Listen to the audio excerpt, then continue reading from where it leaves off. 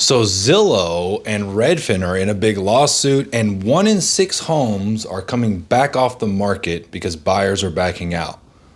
Or is it something else? Well, let's talk about the DFW market and what we're seeing in the numbers today. So real fast, let's dive into the numbers. So as of today, 7,384 homes hit the market. Now, out of those homes, 6,384 were new listings and 1,000 even came back on the market. Now, we're going to talk about these back on the market here in a minute. I did things a little bit different this week. I wanted to really get a good idea of like how many homes are coming off the market, not just homes that are canceling or going under contract.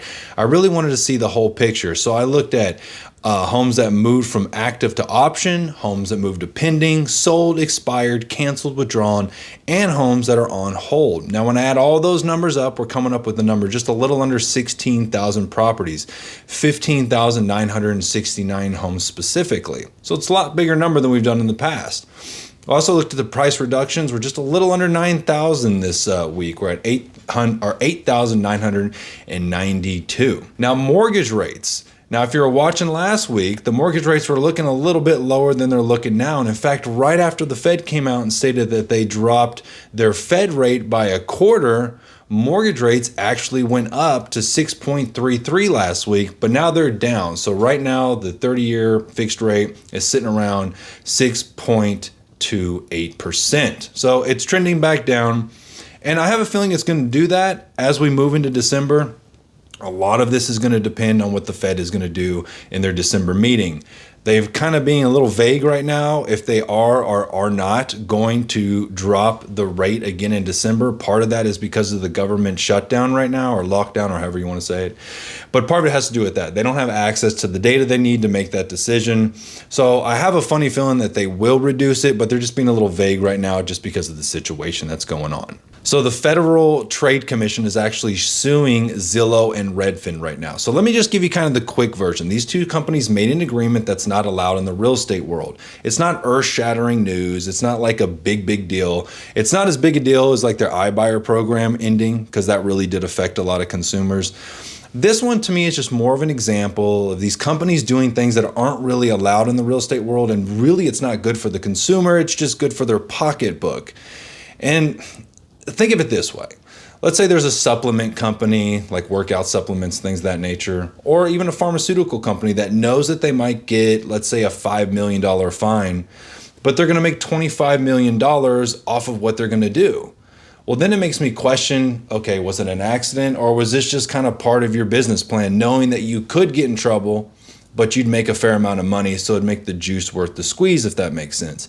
And for me, it just gives me another example of why I don't trust these companies that much. Good search engines, they've got some added benefits. They're not all bad, but just another example of why I personally just don't trust these companies at the end of the day. Now, let's break this down, why we're seeing so many more home purchases fall through. Now, about 3 days ago, I saw a headline that noted about 15% of home sales or homes that went under contract are coming back on the market. And I'll be honest, I've definitely had to work harder to keep deals together lately. Buyers have way more questions. They have options. Like they'll be in the option period and potentially find another house that they like, and they'll cancel and then move on to the next home. And it's really nothing you could do about that if the perfect home comes up. If you're under contract with an okay home and the perfect home comes up, most buyers are going to make the switch.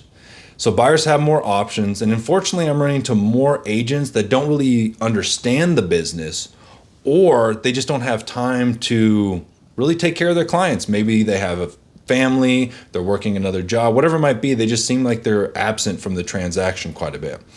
Now, I wanted to find out where they're coming up with this number, this 15% or 1 in 5 homes that go under contract come back on the market.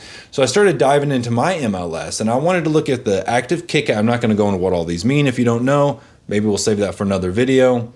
Sorry, my lips are super chapped. I was out this weekend on opening weekend of deer season, and that wind was blowing in my face, got my lips all chapped. Anyways, we're going to look at the active kick-out, active option, contingent, pending, withdrawn, hold. I wish I would have put cancellations in this, but stick with me here. That creates a total of 6,122 homes.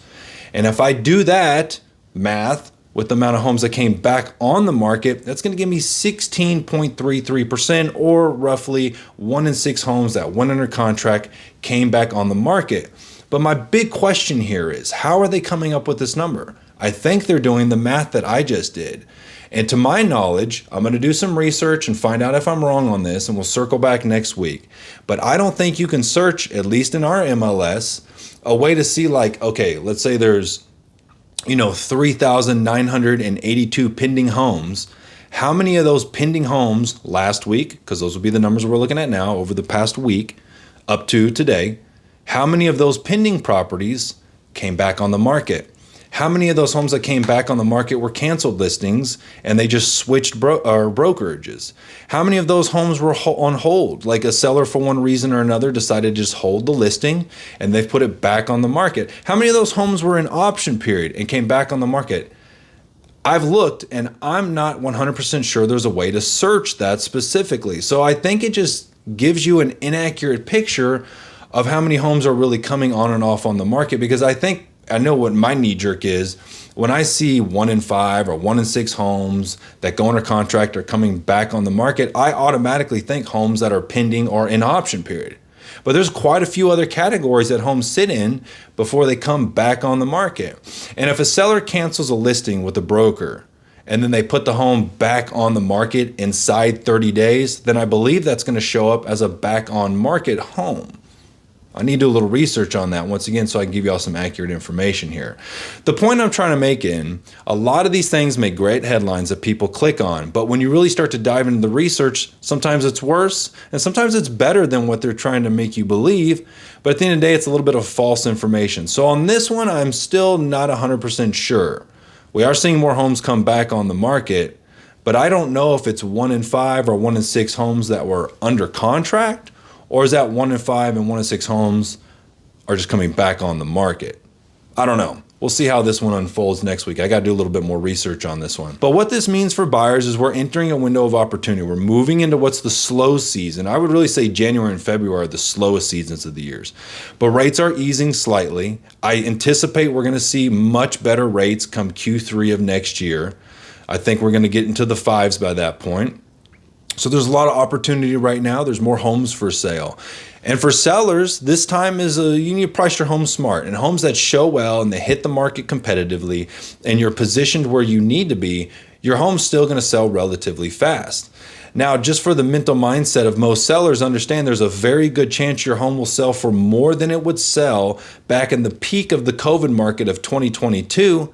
However, your home still oh man, I almost did the whole video without getting tongue-tied there. However, your home might not sell for as much as you were hoping for, ever. You might just be hoping the home's going to sell for more than it's really worth. And a lot of these people that I've spoke with that have this pipe dream of value is because they've looked at Zestimates and other automated values that don't give you an accurate depiction of your home's value. So just understand there's a good chance that your home is going to sell for more now than it ever has in the past, but it still might not sell for the number that you were hoping for. But anyways, if you're curious, look, there's a link. You can check out the value of your home. And that's the end of the video. I hope you enjoyed. I hope you got some value out of it. And until next time, have a great day.